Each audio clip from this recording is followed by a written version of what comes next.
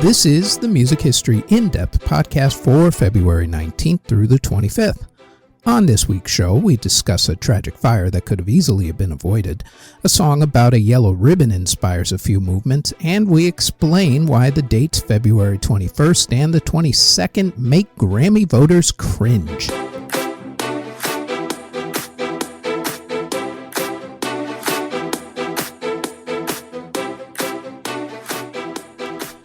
Before I get into the crux of our first story, I'm going to talk about two things that may seem to have nothing to do with music, but unfortunately they do when it comes to this particular story. The first one is personal.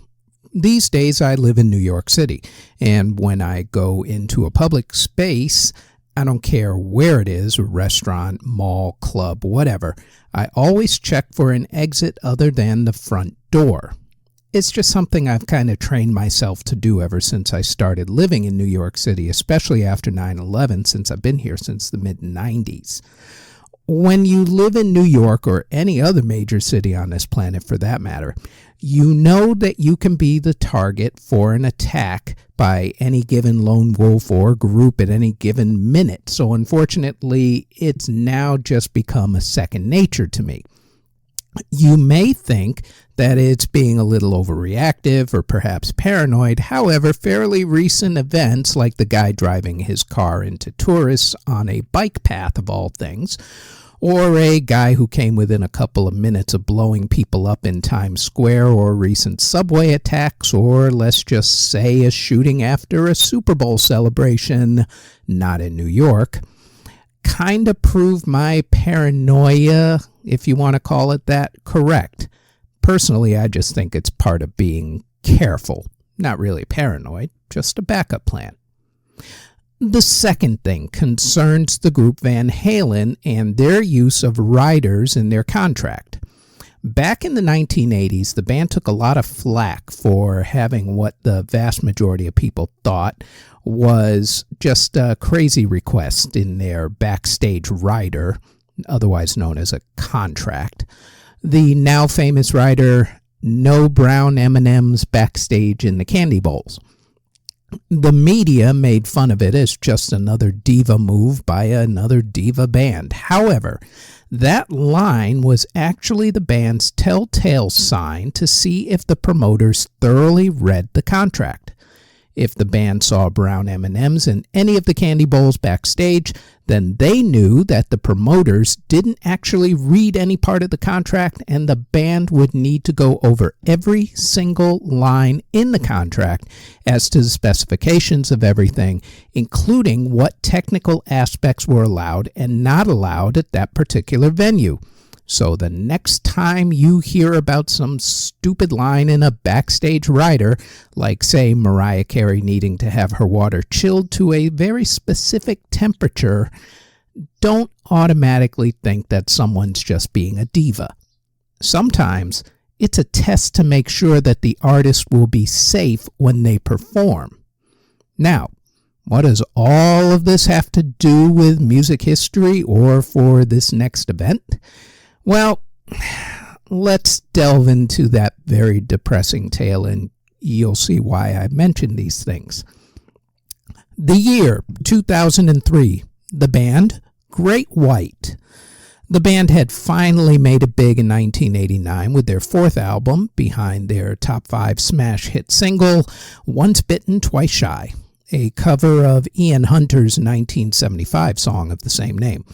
Now, 14 years later, the remnants of the band's heyday, now called Jack Russell's Great White, with frontman Jack Russell, was on what I like to call the dinosaur rock tours, or retro rock, if you will, where you play small clubs and concert halls and play all of your old hits in order to keep the cash flow going to your pockets because you don't make money off of records anymore. On February 20th, 2003, the band was the headlining act at the Station Nightclub in West Warwick, Rhode Island. I actually had friends from Massachusetts who made the trip down there to Rhode Island to see this show. The club had an occupancy limit of 406, including the staff. The occupancy that night, 462. That was problem number 1. Problem number 2 was no sprinklers in the club. The club building was originally a restaurant and didn't need sprinklers then. Once it became a club, it needed the sprinklers, but the local fire officials never noticed a change in the code in time to make the club put those sprinklers in. Not spending money led to problem number 3, which was the insulation around the stage. The club used illegal, cheaper acoustic foam, which gives off a thick black smoke along with carbon monoxide and hydrogen cyanide when burned, instead of the legit non-flammable foam that they should have put in. Once you breathe in hydrogen cyanide, by the way, you get maybe 5 breaths before you black out and you die from smoke inhalation. This would be a really good time to get slightly political for a second, if you'll indulge me. And no, I'm not talking about woke culture or whatever everybody talks about these days. Now, we're going to get into regulations for just a hot second. The next time you get some businessman or politician complaining about regulations and that there are way too many of them and the businesses promise to be good if the behavior would just change and everything was gone and regulations disappeared, please remember this story, because as you'll see, regulations are there for a reason. Problem number 4, the rider in the contract.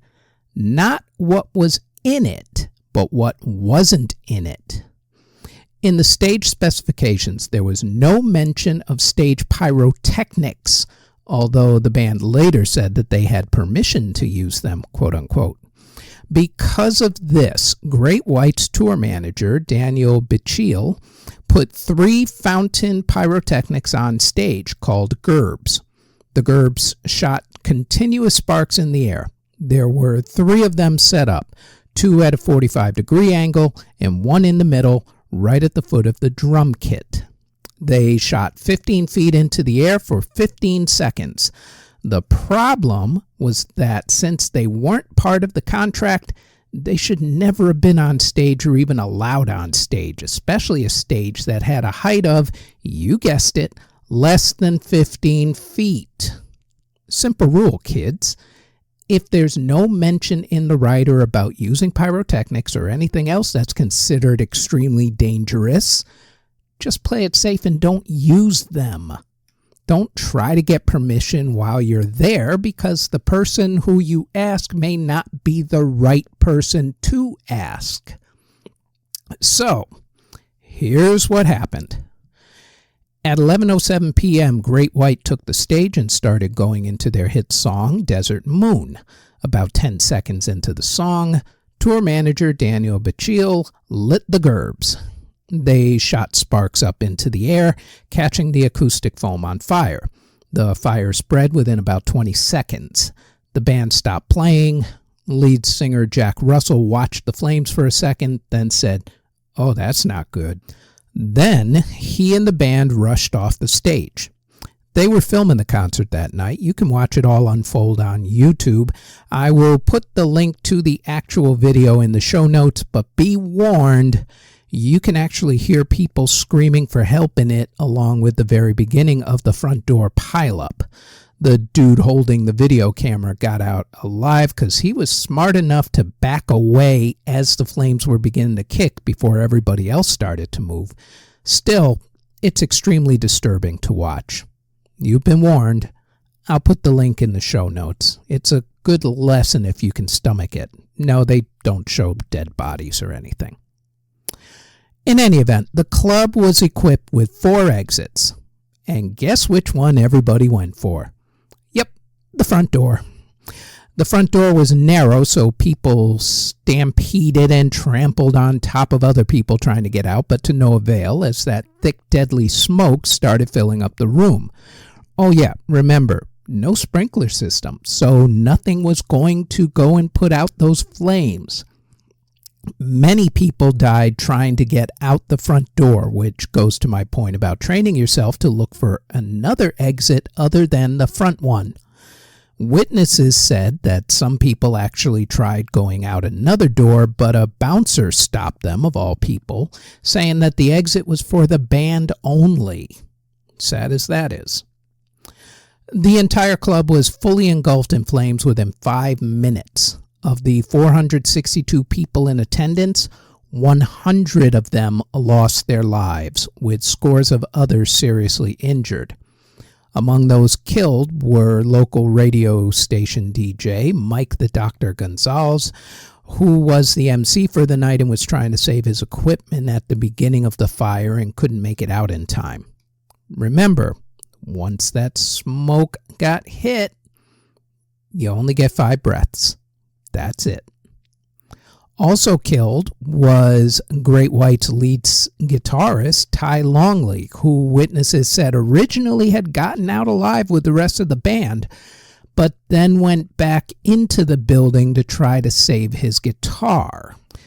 Another slightly political aside, if you will. Don't ever be stupid and go try to save material items in any sort of emergency. Those can always be replaced. Your life, which is most important, cannot be. The fire became the 4th deadliest nightclub fire in American history. Immediately after the fire, blame started to be placed, of course, and it fell squarely on 3 people. Although, to be honest, the government really also should have been blamed for not dealing with those regulations in time. That's the local government, mind you. Tour manager Daniel Bachil was charged with 200 counts of manslaughter, for which he immediately pled guilty without even a trial. He received 15 years in prison but only served 4 years with 11 suspended. He's been out of jail since March 19, 2008. The club owners, Jeffrey and Michael Derderian, were charged the same as Bachil. They both pled no contest in order to avoid a trial. Michael Derderian received the same jail sentence as Bachil, but Jeffrey Derderian, for whatever reasons, received a 10-year suspended sentence, 3 years probation, and 500 hours of community service. That, by the way, really did not sit well with the families of the victims. Oh, my friends, by the way, they made it out alive. They went out one of the side exits. The sad thing is that this whole event could have been avoided and lives could have been spared if not for the decisions of the club owners, the tour manager, plus the local government's failure in not making sure that the club was up to code before it opened, because those sprinklers should have been put in back when it was a restaurant and before it became a nightclub.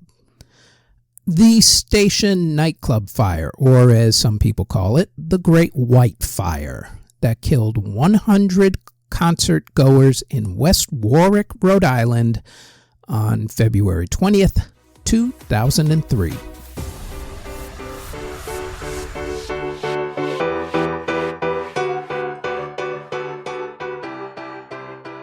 Before we continue, we'd like to tell you about the Music History Today podcast, where we go over the events that happened on that particular day in music history.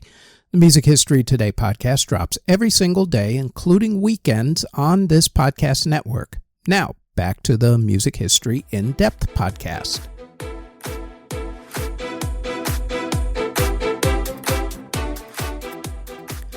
The group Tony Orlando and Dawn were popular in the 1970s. The lead singer, Tony Orlando, whose real name, by the way, is Michael Anthony Orlando Casavides, was originally a singer in the 1960s group Wind.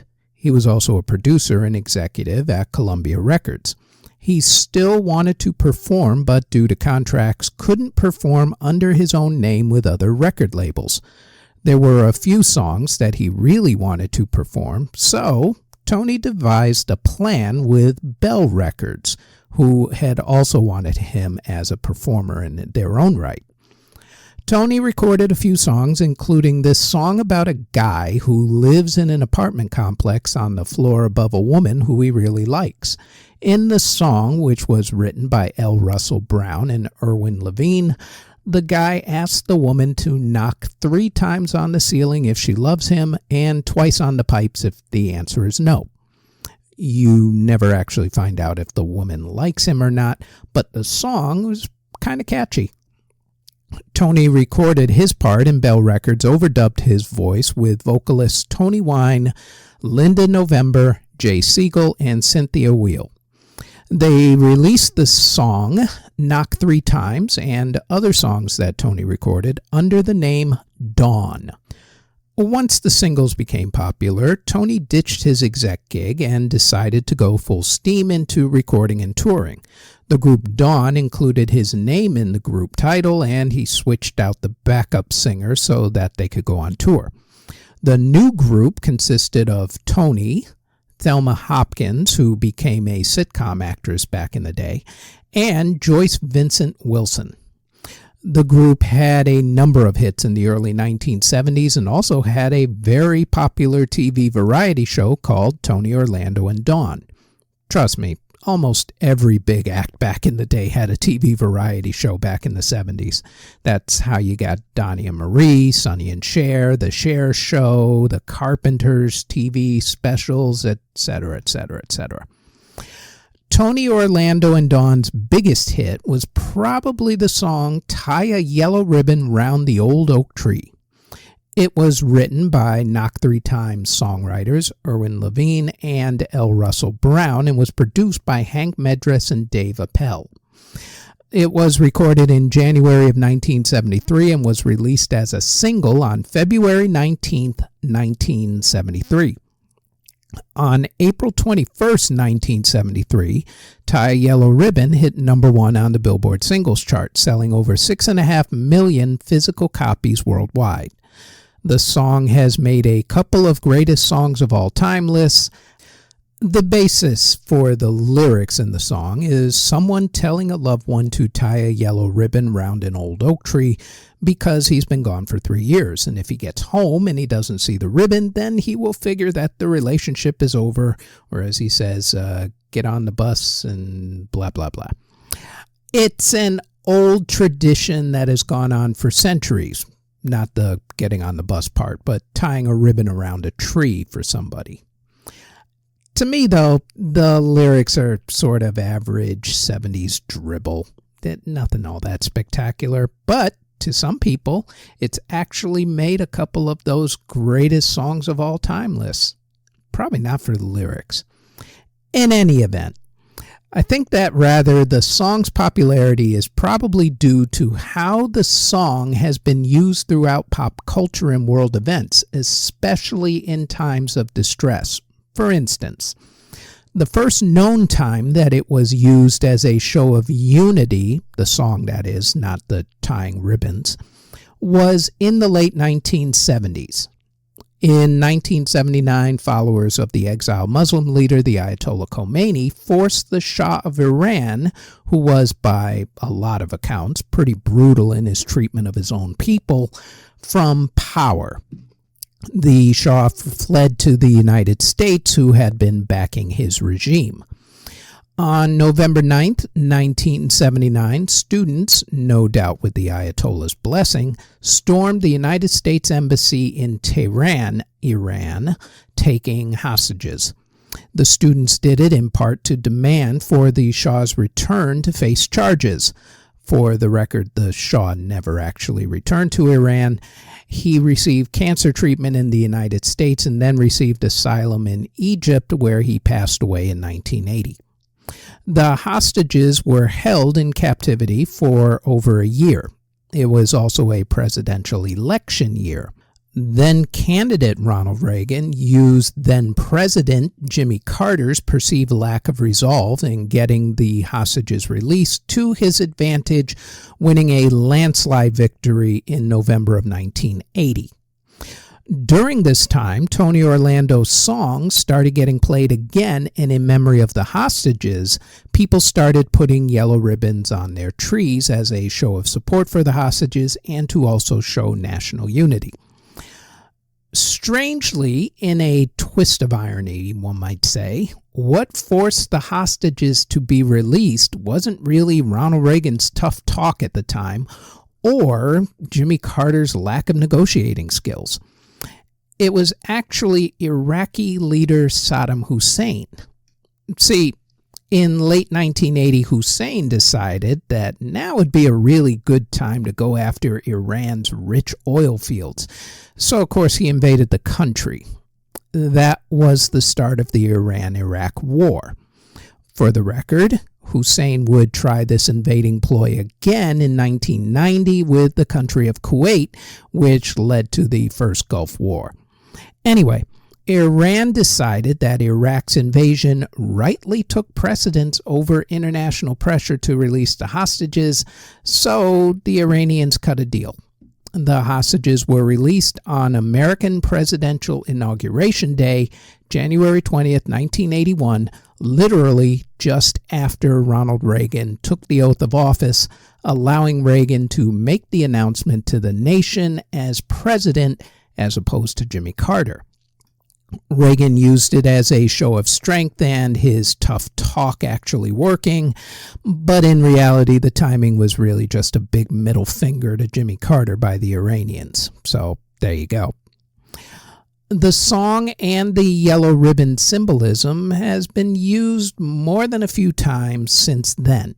It was used in the Philippines, for instance, in 1983 by the People Power Revolution when they tied yellow ribbons as a symbol while they were demanding the return of exiled opposition leader Benigno Aquino. Unfortunately for Aquino was assassinated literally the second he returned to the Philippines. As he descended the stairway of his plane, gunmen sent by his political rival, then Prime Minister Ferdinand Marcos, whose wife was the shoe-loving Imelda Marcos, opened fire on him. What followed next was the overthrow of the Marcos regime and the election of Aquino's widowed wife, Corazon Aquino, as the new prime minister. The song and ribbons were also used by protesters during the people's protests in Hong Kong in 2014. But this all started when Tony Orlando and Dawn's song "Tie a Yellow Ribbon" was released on February 19th, 1973.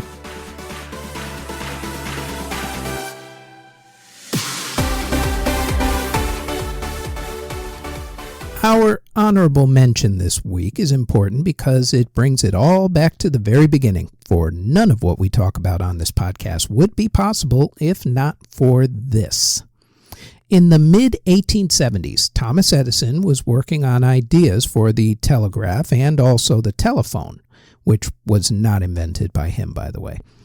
He was trying to get a telegraph transmission to repeat while also trying to do something similar with a telephone. He managed to come up with a revision which transferred vibrations onto a tin cylinder. Later on, Alexander Graham Bell, celebrated inventor of the telephone, changed the cylinders to wax, thereby making the invention even better. Many changes to the machine have been made over the next century or so, including flattening out the cylinder into a disc with grooves in it, otherwise known as an album or vinyl to all you hipsters out there. The United States Patent Office then gave Thomas Edison a patent for his invention that eventually was called a gramophone, but was originally called the phonograph. And they did that on February 19th, 1878. The kids, of course, now know it better these days as a record player. So there you go. Right within this time of year, give or take a week or two, the National Academy of Recording Arts and Sciences gives out its highest honors, called the Grammy Awards. I don't care how cynical you are as a musician or even as a music fan, you know that you would give anything to get your hands on one of these awards. It's one of the main stamps of approval. It's like the Oscars are for the actors, or the Emmys are for television actors, etc.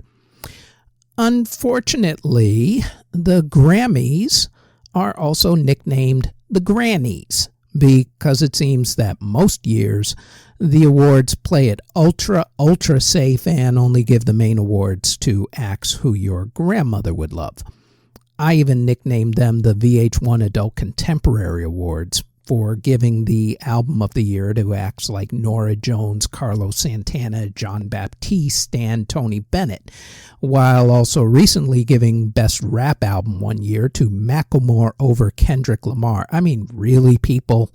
Really? Dear Lord. In any event, there have always been problems with the awards, but if you know any Grammy voters, and I actually know a couple, and you mention the dates February 21st and February 22nd to them, they will probably start to cringe. I've watched it happen. It's hilarious. See, those dates highlight two blinding examples of how the Academy voters screwed up so badly that they're still trying to live it down to this very day. Let's start with February 22nd, 1989. That was the year that they started giving out the awards for Best Hard Rock / Metal Performance, Vocal or Instrumental. The nominees were AC/DC, okay, that's good. Iggy Pop, okay. Hard Rock, yeah, I can dig it. Jane's Addiction, oh yeah, absolutely, great group. Metallica, oh, easily, overwhelming favorite, just give it to them right now. And Jethro Tull. Yeah, Jethro Tull, that hard-rocking, flute-playing band. Yeah, even Jethro Tull's lead singer Ian Anderson laughed about that one because even he didn't consider the band to be hard rock / heavy metal. At best, they were progressive rock.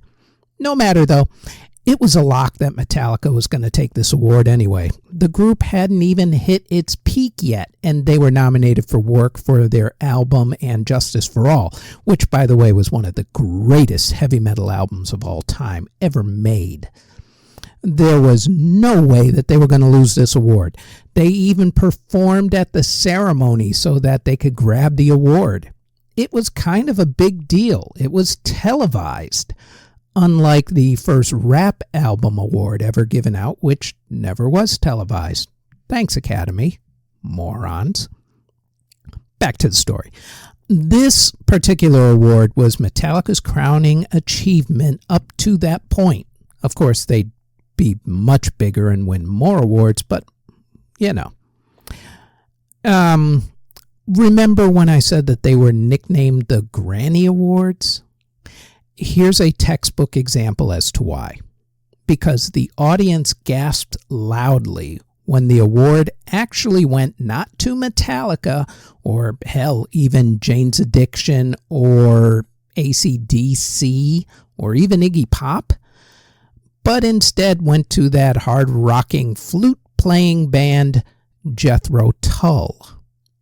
What an embarrassment.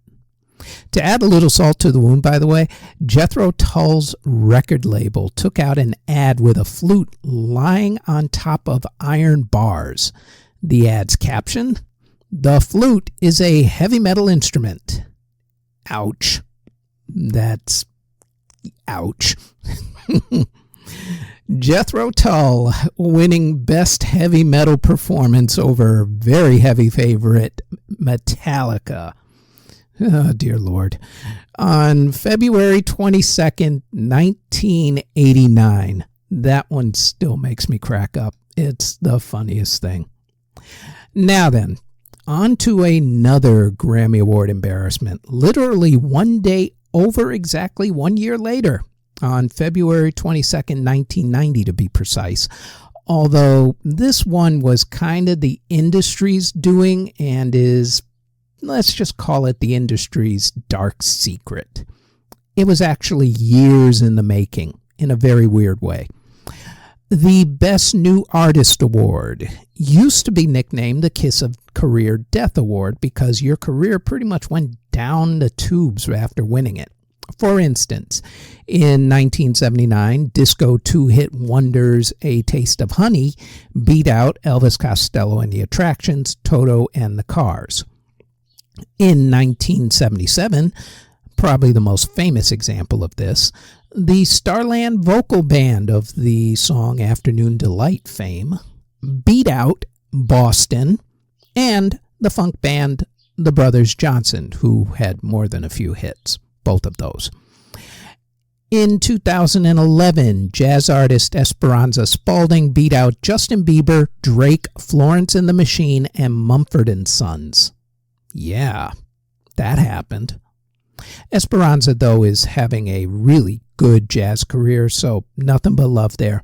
Love her, absolutely love her. But still, Drake, Florence and the Machine, Mumford & Sons, Justin Bieber? Okay. February 21st, 1990's awards trouble actually started 6 months earlier. On July 21st, 1989, at a Club MTV show in Connecticut, a show I happened to be at. And by the way, if you're wondering how I happen to be or know a lot in this area, a lot of these things that happened in New England back when I was a record store manager and would get invited to all this stuff. That's how I knew people going to Great White in Rhode Island, which is in New England, and Connecticut, which is also in New England. In any event, at this Club MTV show, Milli Vanilli was singing the song Girl You Know It's True to a recording when the recording skipped really badly. They tried to cover it up by trying to sing to the skip, then panicked, and then they ran off the stage. The concert continued on as if nothing had happened. Now, if you watch the now famous VH1 behind-the-scenes TV show on them, you will hear people say that the audience didn't seem to really care. I assure you, though, people in the audience, myself included, noticed and cared that we just spent good money to watch people lip-syncing. Trust me, we cared. In any event, the rumors that Milli Vanilli weren't legit started going through the press. So imagine the surprise to those in the know when on February 22nd, 1990, Milli Vanilli won the Best New Artist Grammy. Among the other nominees that year, by the way, Nena Cherry, who had the big hit Buffalo Stance, folk rockers the Indigo Girls, who had a few hits, British neo-soul group Soul to Soul, who also had a few hits, and Mr. Funky Cole Medina himself, Mr. Tone Wildfang Loke. Okay, so none of those artists actually had much of a career past maybe a couple more years. Besides, the voters probably looked at mainly Milli Vanilli's album sales that year because that album, Girl You Know It's True, sold an awful lot of copies. It wasn't until mid-November of that year when Milli Vanilli's producer, Frank Farian, had to come clean and say that the group was a fraud. For the record, the actual people who sang all the songs on Milli Vanilli's albums were Charles Shaw, Brad Howell, John Davis, Jody Rocco, Linda Rocco, and Frank Farian himself. This, by the way, was not Frank Farian's first time doing this sort of thing. See, back in the mid-1970s, he sang under the name Boney M., then hired stage performers as the group Boney M in order to make concert and TV appearances, but really, it was his voice. Here's the thing, though. I've since kind of come around on this whole episode, especially as I've gotten older and especially after doing some research for these podcasts to help my memories of certain events. For instance, remember when I said that the event was the industry's doing and was actually the years in the making? Well, it kind of was. We'll leave AI out of it because I'm sure that's going to spark a huge controversy at the Grammys in the future at some point, probably sooner rather than later. It is the industry's biggest open secret, though, that sometimes the people who you think are singing and playing instruments aren't the actual people themselves. Take, for example, the group The Monkees. Their first album actually had other musicians playing the instruments, not the four guys who were the Monkees themselves. Producer Phil Spector famously put another girl group's name on a record so it would sell more copies because the group who really sang the song wasn't famous enough at that time. This, by the way, was all in the 1960s. The issue continued even after this year's Academy Awards, this year being 1990. Because what happened in a first was that Milli Vanilli's award was taken away, and the award itself was vacated completely that year instead of giving it to whoever came in second that year. A couple of years later, singer Martha Wash wasn't credited as being the female voice behind Everybody Dance Now by C&C Music Factory and Strike It Up by Black Box after she was replaced in the music videos and on stage by singers who were thinner and looked like runway models. Sex sells, as always, I guess. Plus, this sort of behavior seemed to be a thing with European acts back in the day for whatever reason. I don't know why. I also think that Milli Vanilli's problem was that they started, let's just say, getting high on their own supply, and they started to get arrogant about their own success because they figured it was them. A couple of months after they won the award and months before they were officially found out, they gave an interview where one of them proclaimed themselves to be the new Elvis and said that they had more talent than Bob Dylan and Paul McCartney. That's really not going to win you a lot of sympathy votes when things go south, and boy, did they go south when it all came out. They got dumped on by both the press and other artists, famously including talk show host Arsenio Hall, who was kind of riding their case for a couple of years anyway. Their record label even offered a rebate on copies of their album if you still had the receipt saying that you bought a copy. I don't think many people actually had the receipt, so the record label was kind of okay on that one. I think that their crime, though, in a lot of industry people's eyes, to be honest about it, wasn't that they didn't sing on the album. It was that they crossed this imaginary line by blatantly flaunting it. Like, we know you're a fraud, but could you at least be quiet about it? After their careers imploded in spectacular fashion, Ron Pilatus, one of the guys in Milli Vanilli, turned to a life of drugs and crime before passing away from an accidental drug overdose on April 3rd, 1998. Fab, who was the other member of the group, at last check was still alive and was doing okay. Their producer, who started this whole mess, Frank Farian, continued working with groups like Eurodance groups La Bouche and Le Click. Frank recently passed away, very recently, on January 23rd, 2024. In any event, I don't think the Grammy people will look back on either February 21st or February 22nd with any type of fondness. Besides, pretty soon they're going to have to deal with all these AI fraudsters. That'll give them something to worry about. Milli Vanilli winning the Best New Artist Grammy on February 21st, 1990. And that is it for the Music History In-Depth podcast for February 19th through the 25th. Thanks for listening.